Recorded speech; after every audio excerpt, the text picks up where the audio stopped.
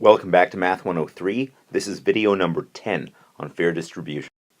We're done placing the markers, and now we're just checking after the fact to see if our results are plausible. So we looked at everything from marker E3 until the end of the table and counted up and saw that yes, that really is 3 ed points.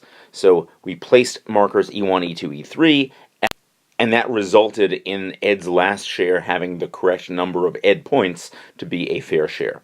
How about the same thing for Faith? Well, everything from Faith's last marker to the end of the table is worth a total of 2 Faith points, so that checks out. This is indeed a fair share for Faith. For Greg, everything from Greg's last marker to the end is indeed worth 4 Greg points, so that checks out. That's a fair share for Greg. And finally, everything from H3, Hannah's last marker, to the end adds up to 2.5 Hannah points of value. That's a fair share for her. So that's good news. That suggests that we've done this correctly. Now we're ready for the second stage, the allocation of minimum fair shares. So who gets which of their fair shares that they've marked off? Now, each player has marked off his or her first minimum fair share, a second minimum fair share, their third, and their fourth. At the end of the allocation stage, not only is everybody going to get a fair share, but one player will get his or her first minimum fair share, as they've marked it off. A second player will get their second minimum fair share. Someone else will get specifically their third minimum fair share, and whoever hasn't gotten anything yet will necessarily get their fourth minimum fair share. Since each player has marked off shares so that they're equally valuable, they are truly indifferent as to which one of those 4 shares they actually receive.